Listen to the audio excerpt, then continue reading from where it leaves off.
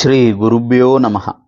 தெய்வத்தின் குரல் இரண்டாம் பகுதி 74வது தலைப்பு விவாகம். எடுத்துச் சொல்லி பயனுண்டா? தொடர்ச்சி. செக்யூலர் ஸ்டேட் என்றால் மதச்சார்பில்லாத சர்க்கார் என்றே அர்த்தம். மத விரோதமான என்று அர்த்தமில்லை.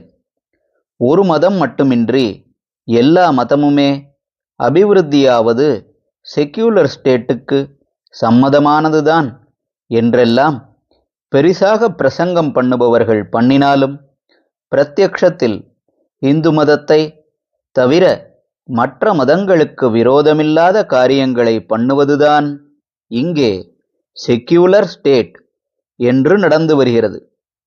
தற்காஸ்து நிலம் மாதிரி இந்து மதம் இருந்து வருகிறது. இது தெரிந்தும் ஏன் சாத்தியமில்லாத சாஸ்திர விஷயங்களை நச்சு நச்சு என்று சொல்கிறாய் என்று கேட்டால், இப்போது இப்படி இருந்தாலும் இன்னும் எப்படி எப்படி போகும் என்று சொல்ல முடியாது. அமெரிக்காவில் டாலரே விளைகிறது. அங்கே ஜனங்களுக்கு ஒரு குறையும் இல்லை என்றுதான் போன தலைமுறையில் நினைத்தோம். ஆனால் இப்போது எப்படி இருக்கிறது? அந்த தேசத்து ஜனங்களுக்கு இருக்கிற குறை மாதிரி, சூன்ய உணர்ச்சி மாதிரி வேறு யாருக்குமே இல்லை என்று தெரிய வருகிறது.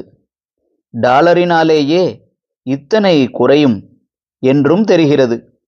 லௌகீக சௌக்கியத்தின் உச்சாணிக்கு போன பிறகுதான் அவர்கள் இதிலே ஆத்மாவை எப்படி சூன்யமாக்கிக் கொண்டு விட்டோம் என்று விழித்து கொண்டிருக்கிறார்கள்.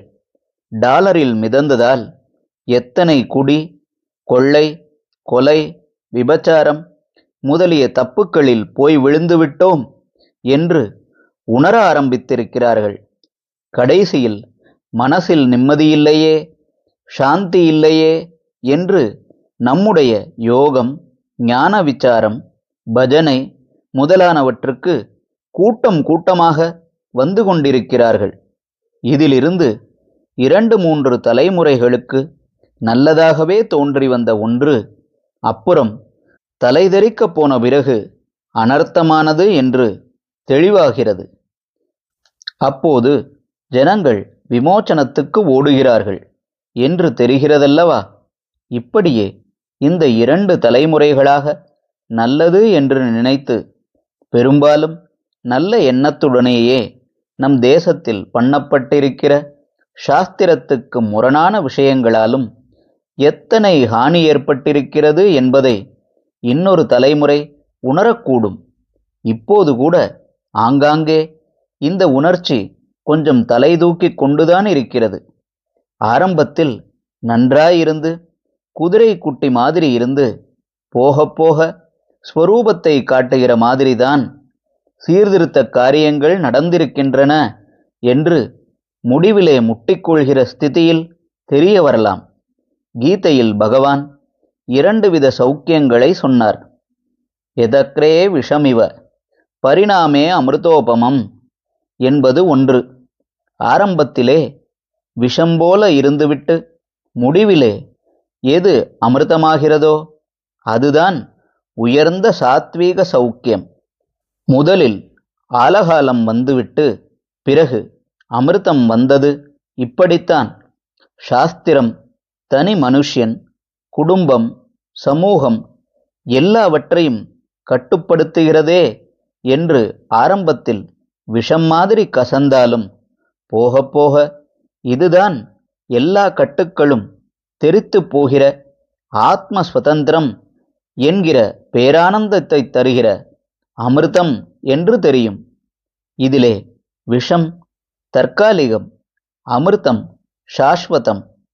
இன்னொரு சௌக்கியம் எதக்ரே அமிர்தோபமம் பரிணாமே விஷமிவ என்பது முதலில் அமிர்தமாக தித்தித்துவிட்டு போக போக விஷமாகி விடுவது. இங்கே அமிர்தம் தற்காலிகம், விஷம் சாஸ்வதம். அமெரிக்காவில் டாலர் இப்படித்தான் முதலில் அமிர்தமாயிருந்துவிட்டு இப்போது விஷமாகி இருப்பதை அவர்களே தெரிந்து கொண்டிருக்கிறார்கள். இப்படியே இங்கும் எதிர்காலத்தில் தனிமனித நிறைவு, சமூக கட்டுக்கோப்பு இரண்டும் ஹானியடைந்து சாஸ்திர விரோதமாக பண்ணினதெல்லாம் முதலில் அமிர்தமாயிருந்தாலும் பிறகு இப்படி விஷமாகிவிட்டதே என்று புரிந்து கொண்டு அழுகிற காலம் வரக்கூடும். அப்போது அமிர்தத்தை தேடுகிறவர்களுக்கு அது எங்கே இருக்கிறது என்று தெரிய வேண்டுமல்லவா? இப்போது நாம் பண்ணுகிற மாறுதல்கள்தான் முற்றி அவர்களுக்கு விஷம் தலைக்கேறிய ஸ்திதி ஏற்படப் போகிறபடியால் இதை அமிர்தம் எங்கே இருக்கிறது என்பதை அவர்களுக்கு தெரிவிக்க வேண்டியது நம் கடமை. அதற்காகத்தான் இப்போது நாமே இந்த சாஸ்திரோக்தமான சமாச்சாரங்கள் என்ற அமிர்தத்தை குடிக்காவிட்டாலும் பின் தலைமுறைகளில் நம்மை விட க்ஷீண தசைக்குப் போய் விஷம் தலைக்கேறி விமோச்சனம் தேடுகிறவர்கள் தேடும்போது அவர்களுக்கு உதவுவதற்காகவாவது இந்த சமாச்சாரங்களை குழி தோண்டி புதைத்து விடாமல் சொல்லிக் கொண்டிருக்க வேண்டும். இந்த தீபம் வருங்காலத்திலாவது வழிகாட்ட விட வேண்டும். இந்த எண்ணத்தில்தான் காரியத்தில் செய்ய முடியாமல் கையை கட்டி போட்டிருந்தாலும் இன்னும் வாயை கட்டவில்லையே என்பதால் சாஸ்திர விதிகளை ஓயாமல் சொல்லிக் கொண்டிருக்கிறேன். ஹரஹர சங்கர, ஜெய ஜெய சங்கர. தெய்வத்தின் குரல் மேலும் ஒலிக்கும்.